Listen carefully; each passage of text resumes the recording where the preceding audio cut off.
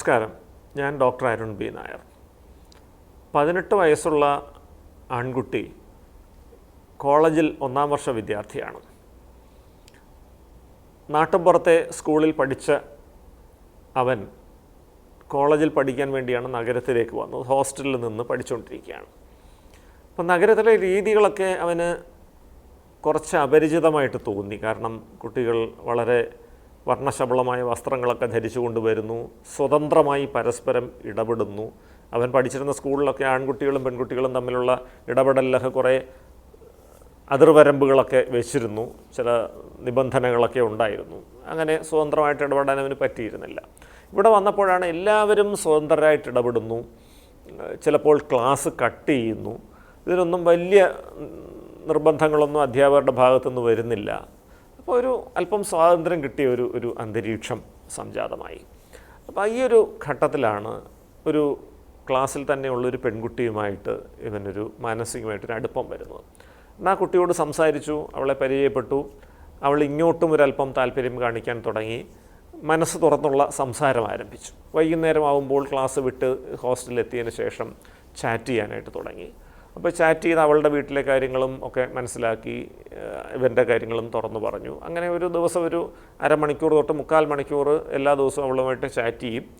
ആ ഒരു സമയം കഴിയുമ്പോൾ അവൾ ചാറ്റ് അവസാനിപ്പിച്ച് പോവുകയും ചെയ്യും. സ്വാഭാവികമായും വീട്ടുകാരുടെ നിയന്ത്രണമൊക്കെ ഉള്ളപ്പോൾ പരിധി വിട്ടുള്ള ചാറ്റുകൾ സാധ്യമല്ലല്ലോ എന്നുള്ള രീതിയിലാണ് അവനെടുത്തത്. പക്ഷേ അവനെ സംബന്ധിച്ചുള്ള അവൻ്റെ മനസ്സിൽ ഈ ഒരു ആശയവിനിമയം അവൾക്കിവനോട് വളരെ തീവ്രമായിട്ടുള്ള ഒരു പ്രണയമുള്ളതുകൊണ്ടാണ് എന്നൊരു തോന്നലുണ്ടാക്കി. പക്ഷെ നഗരത്തിൽ ജനിച്ചു വളർന്ന ആ കുട്ടിയെ സംബന്ധിച്ചിടത്തോളം ഇതങ്ങനെ ഒരു പ്രണയത്തിൻ്റെ ലക്ഷണമൊന്നും ആയിരുന്നില്ല. അവളെ സംബന്ധിച്ചുള്ള അവളൊരു സൗഹൃദം വെച്ച് പുലർത്തി. ഇതുപോലെ മറ്റ് പലരുമായിട്ടും അവൾ സൗഹൃദം വെച്ച് പുലർത്തുന്നുണ്ട്, പലരുമായിട്ടും ചാറ്റ് ചെയ്യുന്നുണ്ട്. ആ ചാറ്റുകളിലൊന്നും അസഭ്യമായ ഒന്നും ഉണ്ടായിരുന്നില്ല, അതിർവരമ്പുകൾ ലംഘിച്ചുള്ള ഒരു ആശയവിനിമയം ഉണ്ടായിരുന്നില്ല. ഒരു സുഹൃത്തിനെ സ്നേഹപൂർവ്വം അഭിസംബോധന ചെയ്യുകയും മോട്ടിവേറ്റ് ചെയ്യുകയൊക്കെ ചെയ്യുന്ന കാര്യങ്ങളേ ഉണ്ടായിരുന്നു.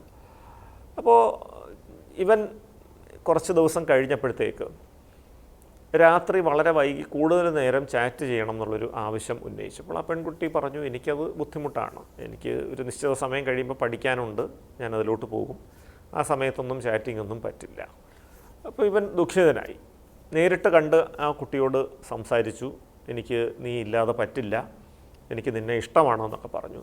കുട്ടി വളരെ നിഷ്കളങ്കമായ ഒരു ചിരിയോടുകൂടി പറഞ്ഞു, ഞാൻ നിന്നോട് ഇടപെട്ടത് ഒരു നല്ല സുഹൃത്തെന്നുള്ള നിലയിലാണ്. ഒരിക്കലും നിന്നോടൊരു പ്രണയം എനിക്ക് തോന്നിയിട്ടില്ല, ഞാനങ്ങനെ പ്രണയമുണ്ടെന്ന് പറഞ്ഞിട്ടില്ല, അങ്ങനത്തെ സൂചനകൾ തരുന്ന ഒന്നും എൻ്റെ പെരുമാറ്റത്തിലുണ്ടായിട്ടില്ല. പക്ഷേ നീ എന്നോട് സംസാരിക്കാനും ചാറ്റ് ചെയ്യാനും ഒക്കെ തയ്യാറായല്ലോ. അപ്പോൾ അവൾ മൊബൈലെടുത്ത് കാണിച്ചു. ഞാൻ ഇതേപോലെ 4-5 ആൺ സുഹൃത്തുക്കൾ എനിക്കുണ്ട്, എല്ലാവരുമായിട്ടും ഞാൻ ചാറ്റ് ചെയ്യാറുണ്ട്, അതിലൊന്നും തന്നെ എനിക്ക് അവരോട് പ്രണയമാണെന്ന് ഞാൻ അറിയിച്ചിട്ടില്ല. എനിക്കിപ്പോൾ തൽക്കാലം പ്രണയിക്കാനൊന്നും ഉദ്ദേശമില്ല, എനിക്ക് എൻ്റെ കരിയറിൽ ഫോക്കസ് ചെയ്യണം, ഇതൊക്കെ കഴിഞ്ഞിട്ടേ ഞാൻ അതിലോട്ട് പോകുന്നുള്ളൂ. അപ്പോൾ ഇദ്ദേഹം പെട്ടെന്ന് നിരാശനായി മാറിയിട്ട് പിറ്റേന്ന് തൊട്ട് ഇങ്ങനെ ആ പെൺകുട്ടിയെ സൈബർ സ്റ്റോക്കിംഗ് എന്ന് വേണമെങ്കിൽ ചെയ്യാം. ഈ പെൺകുട്ടിയുടെ എന്തൊക്കെ ചെയ്യുന്നു ഓൺലൈനിൽ എന്ന് മനസ്സിലാക്കാനുള്ള ശ്രമം. പെൺകുട്ടി ഇവൻ്റെ ശല്യം സഹിക്കാൻ വയ്യാതെ ഇവനെ ഇൻസ്റ്റാഗ്രാമിലും വാട്സാപ്പിലും ഒക്കെ ബ്ലോക്ക് ചെയ്ത് കഴിഞ്ഞപ്പോൾ ഒരു വ്യാജ പ്രൊഫൈലുണ്ടാക്കി ഇൻസ്റ്റാഗ്രാമിൽ ഫോളോ ചെയ്യുകയും മനസ്സിലാക്കാൻ ശ്രമിക്കുകയൊക്കെ ചെയ്യുന്നു.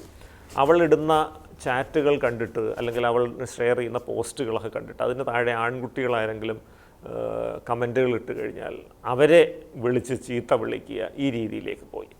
അപ്പോൾ അവസാനം ഒരു ദിവസം ഹോസ്റ്റലിൽ ഗുളികകൾ, പനിക്കുള്ള പാരസെറ്റമോൾ ഗുളികകൾ 20 എണ്ണം കഴിച്ച് ആത്മഹത്യാശ്രമം നടത്തിയതിനെ തുടർന്നാണ് ആ കുട്ടിയെ ഞങ്ങളുടെ അടുത്തേക്ക് എത്തുന്നത്.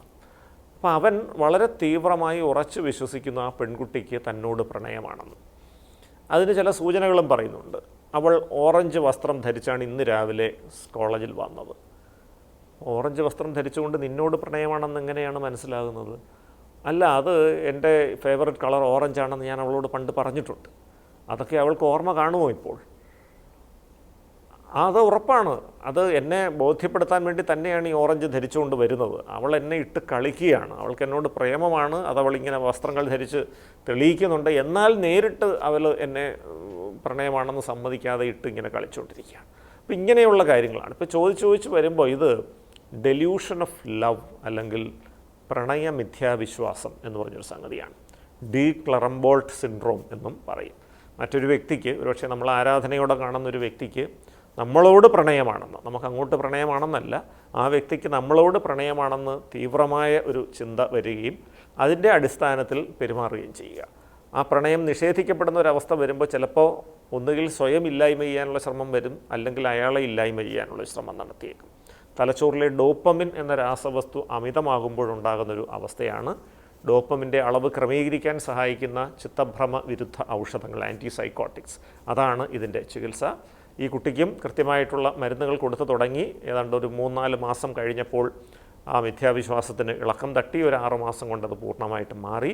ഇപ്പോൾ ആ കോളേജിൽ തന്നെ പ്രശ്നങ്ങളൊന്നുമില്ലാതെ അവൻ പഠിച്ചു പോകുന്നു, പഠനത്തിൽ ശ്രദ്ധ കേന്ദ്രീകരിച്ച് മുന്നോട്ട് പോകുന്നു, ബുദ്ധിമുട്ടുകളൊന്നുമില്ലാതെ ജീവിക്കുന്നു. നന്ദി, നമസ്കാരം.